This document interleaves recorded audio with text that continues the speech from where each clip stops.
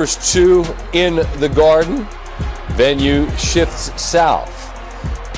It's back and forth throughout the first couple of quarters, midway through the second.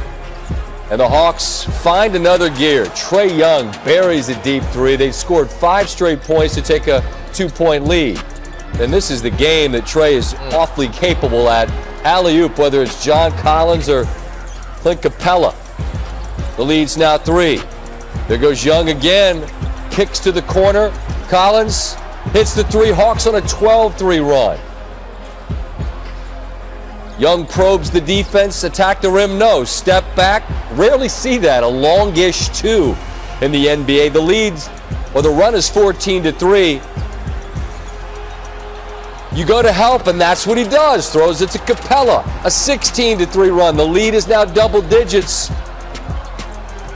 DeAndre Hunter, all 3 of these make it another fouled on the 3. They go on a 22-5 run. Young scored or assisted on 18 of the 22. So their star playing like one. We know just how well Julius Randle has done this year. He's the most improved player in the league, but the double comes there. A little bit frustrated. Double comes here. No good. Again. Collins and Capella challenging, making everything difficult. Randle doubled on a team-high 8 plays, a season worst 2 of 15 from the floor.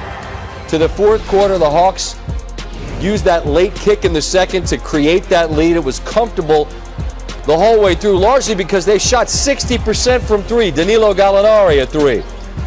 Bogdan Bogdanovic, catch and shoot.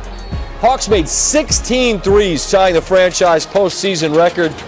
2 minutes left, Knicks down 15. Nope, Clint Capella. Oh, the Mutombo. Young finishes with 21 and 14. Spike Lee in the building, but left disappointed as Atlanta gets the victory through 3 games. Trae Young scored 83 points, the most through 3 career playoff games in the history of the Hawks franchise. Passes Bob Pettit and Lou Hudson, both of whom did so in the franchise's years in St. Louis.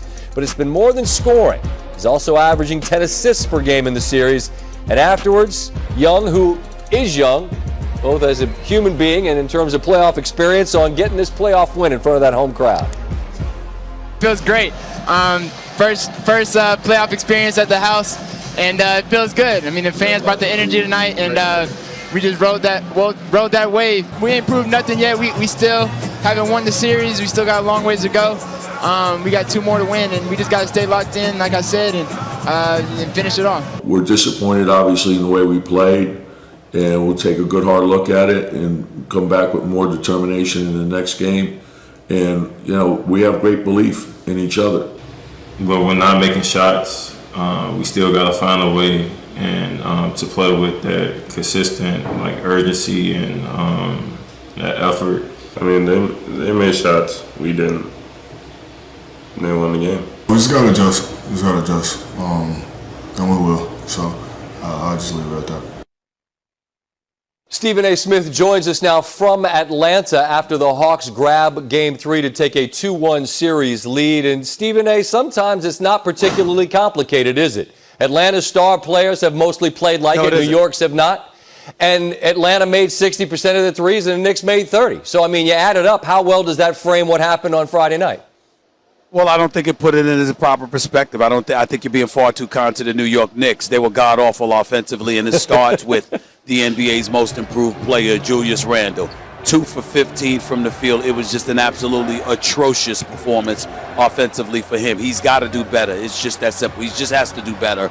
And R.J. Barrett wasn't much better. Shot 2 of 9 from the field. Combined, that's 4 for 24. That's unacceptable when you see what those dudes are bringing to the table right now, particularly when you take into consideration what Derrick Rose is doing. He's 32 years of age. He's been through an awful lot in his career just to fight to be healthy and to be on the court and to go out there and to play the minutes that he's played, to drop 30 and get absolutely positively no help whatsoever. It was embarrassing. It was bad. And Trae Young was right to mock them and to look at the crowd in Atlanta and say, we here. He's absolutely right to do it. That's us receiving our comeuppance, meaning New York Knicks and New York Knicks fans. everybody deserves it with how awful they were offensively in Game 3. I was just writing the headlines. You're the writer. You're filling in the blanks for me. The star players for New York have not played to that level. As for Trae Young, this is a young man. Doris Burke said he wants all the smoke. It's clear, like, he's built for the stage. He's not going to shy away from it. I'm just curious, Stephen A., in the beginning stages of his playoff career, what do you see from this young man? I see a star. I really, really do, because the guy's a marksman extraordinaire. We all know that. But the cat quickness, the guy's a magician. He can get to the free throw line. He can hit perimeter shots. He can hit shots into the lane. He's got nasty ball handling skills. He's got great vision. He can pass the ball. He's cat quick. He brings it. And then when you take into account the fact that he does have that it factor, that he's not scared of the moment, he invites it. He welcomes it. He loves the vitriol from the opposing fans. He's built for the stage. He's special. And he's putting it on display against these New York Knicks in this round. They don't find a way to hold him in check. New York Knicks going to go home in 5 or 6 games. That's just the last thought. The other night it was, look, we enjoyed the moment in the city, and it was great to see the building alive, but you won't be in the building much more if the Knicks play to this level. And as a last thought for Atlanta, we thought Knicks fans might take that building over on Friday night, but the Atlanta Hawk fans got to enjoy it. What was that atmosphere like, Stephen A.? Well, listen, I didn't think it was that great. I didn't think it was anything comparable to Madison Square Garden. It definitely got loud at times, Sure. but there were a lot of New York Knicks fans here. The problem was that the Knicks didn't give them anything to cheer about. If you're missing shots and the other team is making shots, what the hell are you supposed to do? There's nothing you can really do. They look right now like they couldn't hit Broadway if they were standing right on Broadway. They couldn't hit it. That's how bad they've been shooting the basketball, and it starts with Julius Randle and R.J. Barrett. They ain't getting it done, and they're not giving Derrick Rose any help whatsoever, and that's a damn shame right now. They got to get it together. These are long days at the end of a long week that starts early for you, Stephen A., so the time that you make for us late at night, much appreciated. Be well until next time, okay? My man, thank you. Down 0-2 in the series, down big in Game 3, how the Clippers punched off the... What would be a bigger failure? The Knicks losing in the first round or the Nets losing in the finals? Obviously, the Knicks losing in the first round. I'm not trying to hear, just like Stephen A. said, I'm not talking about what was. I'm talking about right now. You reset expectations. I'm not trying to hear, well, the expectations in the beginning of the season, those have been totally reset. The Knicks come in as a higher seed than Atlanta. They had home court. It's going to be a tough series. If they lose it, they lost in the first round to a lower seed, no matter how you slice it. If the Nets win lose in the finals, the big three that's played 10 games together, including the regular season and postseason so far, with KD coming off a catastrophic injury, with Harden hurt most of the year, joined the team once the season began, with Kyrie missing all those games, no time to develop rhythm or chemistry. If they get all the way to the finals and lose to, say, the defending champion Lakers, you know what they're going to have to do? Even to get to the finals, they're going to have to go through Milwaukee, right? Or is it going to be the Sixers? Or is it going to be some other combination of good Eastern Conference teams? Milwaukee, we just said, everyone's saying, hey, they might go all the way this year. Look, by the way, look what Budenholzer's done with the whole thing. And Giannis doesn't have to initiate the offense anymore. I was just told they have a big three in Milwaukee, plus guys like Bryn Forbes and guys like that. Look at the Philadelphia 76ers defense. Thibault emerges with Simmons and Danny Green and Embiid and all the shooting with Seth Curry and everyone else. You mean to tell me you get through all that and then you get to the Lakers and lose in the finals, and that's a bigger disappointment than getting bumped by a lower seed in the first round? Get out of here.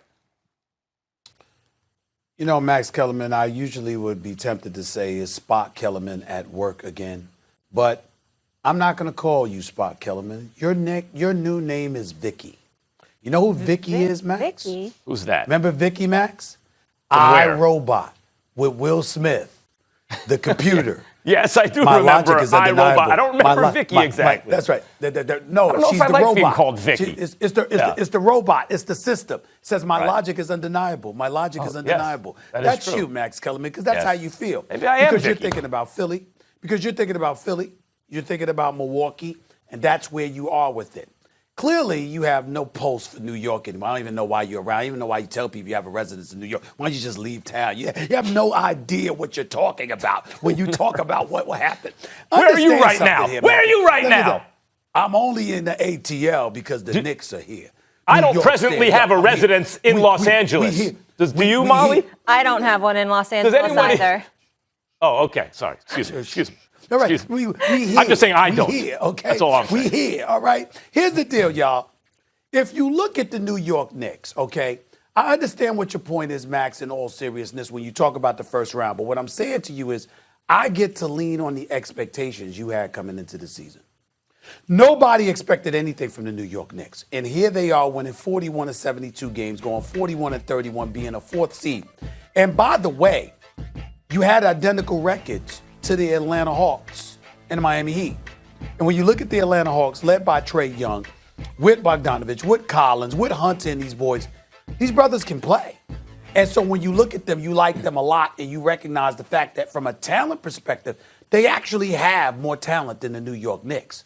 It's just that Thibodeau's exceptionally at coaching defense, and the New York Knicks are grinders, so you come playoff time, that could propel you to victory over a superior talented team. When you look at that, and you say, if you lose in the first round to the Atlanta Hawks, all right, we didn't like that, but damn, we had a good season. KD comes to Brooklyn.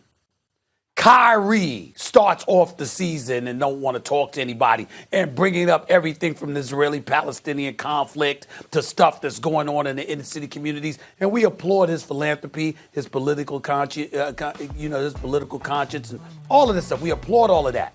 But when you look at that combined with Harden and how he came from Houston to Brooklyn, and you take into account their resume, Kyrie, champion, KD, two-time champion, two-time NBA Finals MVP, James Harden, 3-4-time scoring champion, okay? Former league MVP, the combination of the three, the most prolific offense, and you said it yourself, when all is said and done, these brothers will be the greatest offense we've ever seen. To come up short in New York City, with everybody in the streets raving about the New York Knicks, it'll be a bigger failure for the Nets not to win the chip than for the New York Knicks to lose in the first round. No, because the Nets will have taken control of New York by then if they make it all the way to the finals. And the town can flip, at least Brooklyn. temporarily. Just Brooklyn.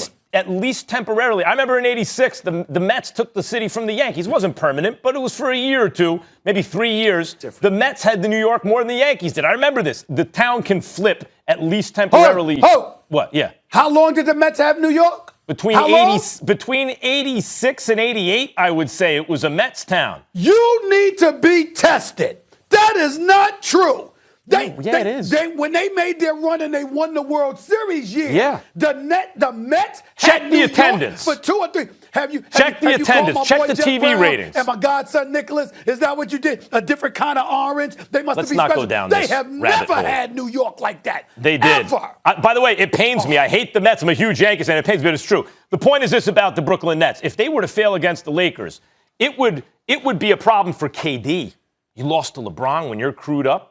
It would be a problem for Harden. James, you can't. It would be a problem for the players, and it would be an enormous celebration of LeBron's greatness, right? He did it again, just like he beat the Warriors. But the Nets would be in good shape. They just went to the finals. Their future looks great. The city will have been buzzing about the Nets for a month after the Knicks were done playing, Stephen A. That's the bottom line. Let me tell you something. Max Kellerman. Can't have it that way, bro.